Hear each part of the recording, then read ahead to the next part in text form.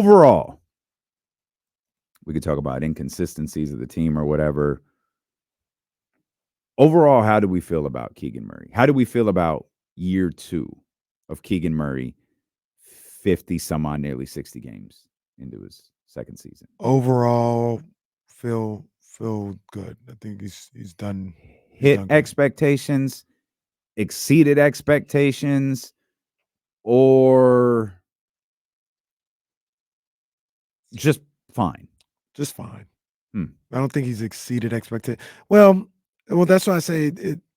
I'm gonna just say I feel good about him because offensively, I wouldn't say he exceeded expectations, but he has shown so much defensively that I didn't think he was necessarily capable of this year. So being a two-way player, being a true two-way player, he's exceeded the expectations on that for me personally. I feel like he's exceeded my defensive expectations. Um, he's proven, we saw it the other night, he can be he can probably be a little bit more explosive of a scorer Mm, than maybe you, and we've seen it a couple of times this season. It started in the California Classic, mhm. the prestigious California Yes, Classic, yes. where it was like, oh, okay. Now, how much of that is really going to translate? Who knows? Mm, But he's had games this year where it's like, yo, this dude is the real. This dude could be like the real deal on the offensive end. He has a role on this team, and that's difficult for his offensive game on a night to night basis. In that, you have Domas. Domas isn't going to eat first, but Domas is going to.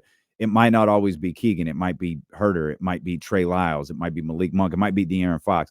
He's going to find the guy, and that seems to be priority one for Domantas Sabonis is to find the guy. mhm. De'Aaron is going to do whatever he feels in the moment because De'Aaron knows. De'Aaron knows I'm a whole vibe right now. I've got Mhm. everything under control.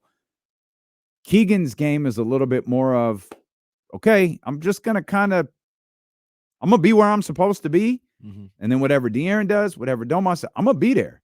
And Keegan, went nuts the other night. He hit a series of threes in a row. I think it was Will Z that tweeted, I don't want anyone other than Keegan Murray shooting the ball the rest of the game. Well, and then the problem with that, I talked about on the handoff. The problem with that after that last three he made was I don't think he touched the ball for another 3-4 minutes. Mm-hmm.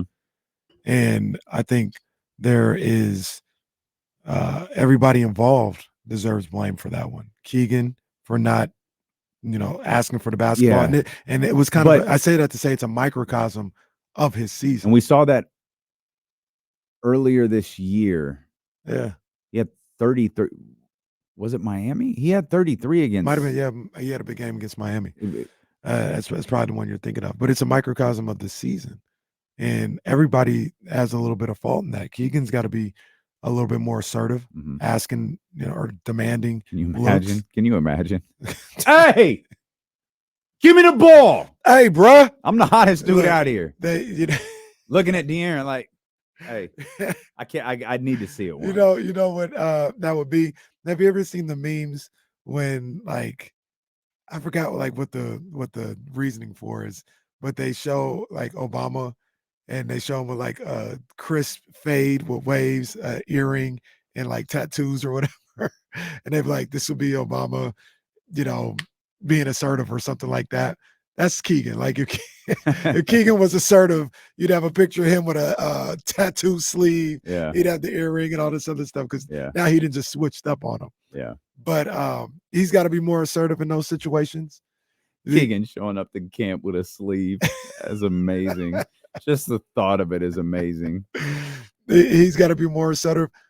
Mike Brown and that coaching staff, hey, run something to make sure he's getting the ball in that So, situation. but I'm with you 100%. But in the situation the other night, the Kings kept scoring, right? I feel Mhm. like De'Aaron. That's when like the game got close, and De'Aaron got aggressive. Mhm. And so I don't have as much fault in that situation as I did the previous one, particularly too because I didn't think De'Aaron was settling for anything. Mhm. De'Aaron was like, "Okay, we're here," and he was to the basket, to the basket, to the basket, to the basket. So I get the sentiment of just give the ball back to Keegan, give the ball back to Keegan, but they weren't lost possessions like they were in the previous game, where they just continued to work the ball around the perimeter and other guys were shooting, except the hottest guy on the floor. Right. Right. No, you're I don't disagree with the idea of be more in those moments. Do that. yeah.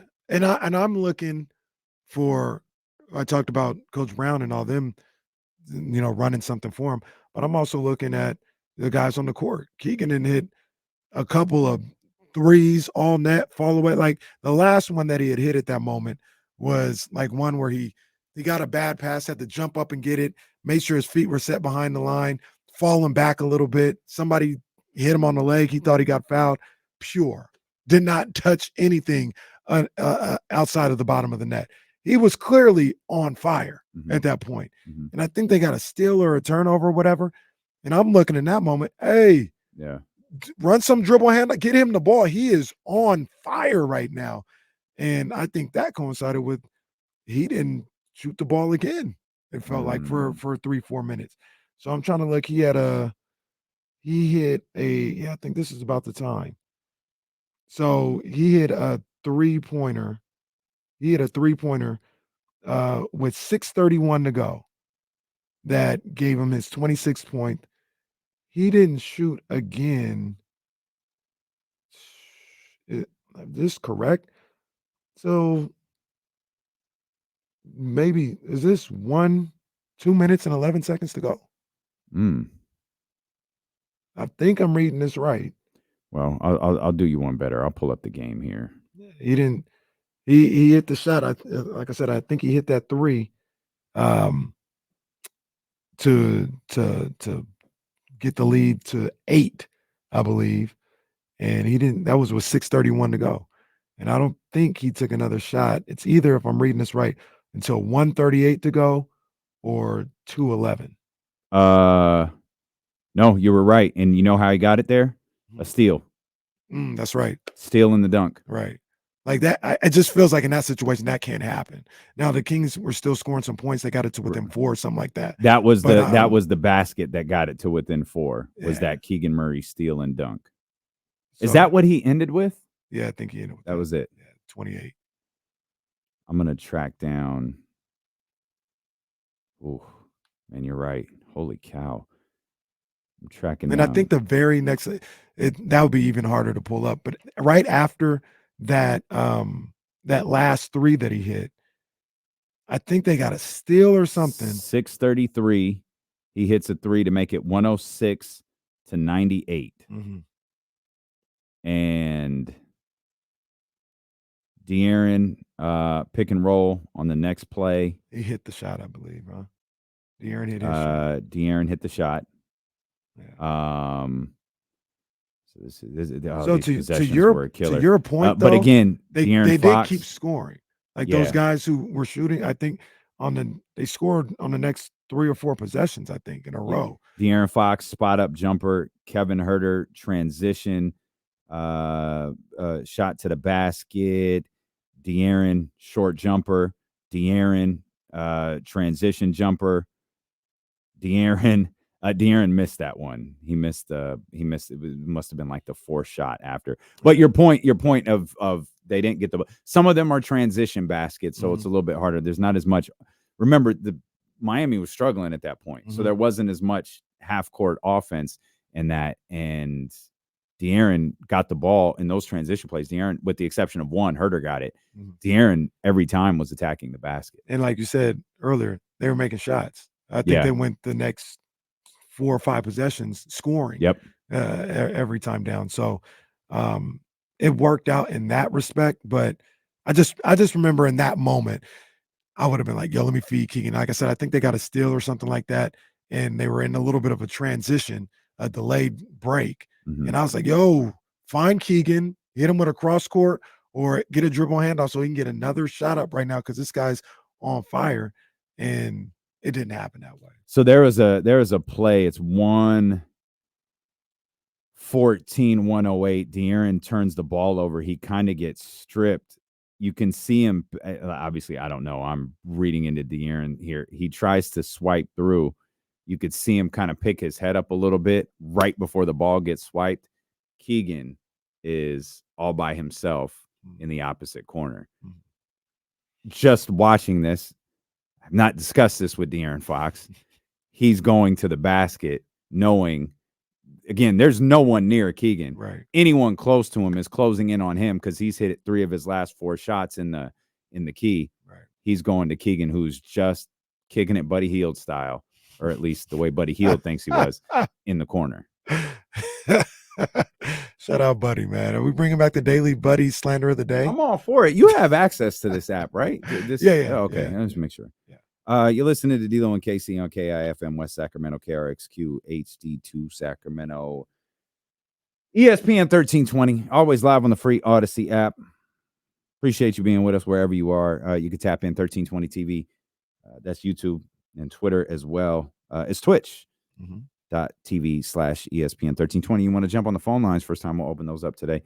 916-909-1320. We'd love to hear from you for the next 2 hours. Our man James Ham going to join us at the top of the 3 o'clock hour. Will Z will be with us coming up in about 15 minutes. The Z-Cast. Did you get a chance to peep any of those? I didn't, but I see that it's out there. It's flowing. Shout out to the Z-Cast, man. Yeah, Will trying to up his social media game and get things going out there. That. I think the when talking about Keegan, the idea of a franchise changer, right? The idea of, all right, the Kings have, 3 big dogs here that all of the goofs not named Kendrick Perkins are going to laugh about on ESPN is his defense. That's where he sets it. That's the thing that sets him apart. Because it's great to have another scorer. Like we talk about all the time, the third scorer. Who's the third man in that whole deal? If De'Aaron is man 1 and Domas is man 2 and Keegan is man 3 on the offensive end, like cool. Keegan's man 1 on the defensive end, I think the Sacramento Kings are in really good shape. Yeah. He might be that now, but I feel like De'Aaron Fox is yeah. I think Fox is he might be establishing himself as the team, or might established himself. Keegan seems to be right there. Yeah, right. He seems to be right there, and Kyle. But we're not having conversations about Keegan Murray all defense. We did. I don't think he's gonna make it, but we did. But Kyle in the chat, our guy Kyle Renata says we're all talking about his growth on the offensive end, even though all the growth seemed to happen on the defensive side, and no one expected that. And it's a fair point, because he looks like about the same type of person on the offensive end. He hasn't really established like one-on-one moves or, doing stuff off the bounce the way people maybe hoped he would. But defensively, I can speak for me personally. He's a lot better than I thought he would be. And he's a lot more versatile on the defensive end than I ever thought he would be. And he's made big-time strides on that side of the ball. It's year 2. It's year 2. Like, what's year 3 look like? And that's that's the other thing when we talk about, if you believe that, the core of this team, and we're guilty. We've talked about it, and we'll continue to talk about it through the remainder of this season. And we've got an entire summer to discuss this after the Kings win their first NBA championship. Getting better. Like, what steps are you going to take to get better? And we could talk about free agencies. We could talk about trade. We could talk about all of that stuff. That's part of the conversation. I get it. And that's fair. It's completely fair. Now we start talking about like year 3 of Keegan Murray, right? We talk about year 3 of Keegan Murray, year 3 of Domas and De'Aaron together. There's probably, regardless of what, unless there is massive move out there that we're not thinking about right now, that's still probably where this team's biggest growth is going to be. Like, if Keegan is what I think most of us believe he is, no acquisition the Kings make is going to be bigger than his development over the next couple of years. And so be mindful of that the next 26 games, be mindful of that. Whenever the season comes to a conclusion, we're licking our wounds and we're looking ahead to what July brings us. Mhm. Keep that in mind, that your number one asset for the growth of this basketball team is Keegan Murray. Yeah. Yeah. And so that's something that we had talked about on the handoff as well, is if Keegan develops to the point that we all hope and think he can, that is the big acquisition. That is going out and getting Pascal Siakam or Zach LaVine or Kyle Kuzma or anything like that. That's what that is. And if he develops to that level to a certain degree, you won't have to go and really be in search of those type of guys. You can go get a guy like Bruce Brown to be, your fourth option, or a glue guy or something like that, as opposed to being on the search for this third guy. Keegan's supposed to be the third guy. Like if Keegan is he develops on both sides of the floor the way we want him to in that third year, you don't necessarily need a Zach LaVine who is a 20-point per game scorer. Keegan's supposed to be that. And now you combine that with hopefully Malik Monk comes back. Now you really can get, hey, we need a guy that is really like 8, 9 points a game, but his defense is top flight. He's scrappy. And if you leave him open in that corner, he'll hit you for 17 on a night. But Keegan is the one that can get you 20 to 30 on a night. We got Malik Monk. We got Sabonis doing what he does. It just changes, to your point, the whole trajectory and what this team could be in a major way, major way, because now what you're looking for, and also what you're looking for, may be more attainable for what you're willing to give up. Like you probably can go get, and Bruce Brown just keeps coming to mind, but you can go get a Bruce Brown with, and I'm not trying to trade these guys, I'm just talking. You can go get him with a Herter, Davion in a first rounder or something like that. You might not be able to get Kyle Kuzma with that same type of trade package. That's not enough. You need more. But if Keegan is reaching where we all hope he can, now those guys, those Bruce Brown types, are more attainable through trade, or hell, even through free agency possibly. It really is a game changer, man. Because I really don't know. We talked yesterday a lot about making moves and improving this team. It's going to be tough. They don't have, even if they make the playoffs and they retain that first round, they don't have a lot of assets that, because it has to be through trade. Yeah, because they're not. Yeah, we've established the money. Yeah, Vlade or Malik Monk or one of those two. That's the biggest free agency signing the Kings have had. And you don't have. I don't know if they have.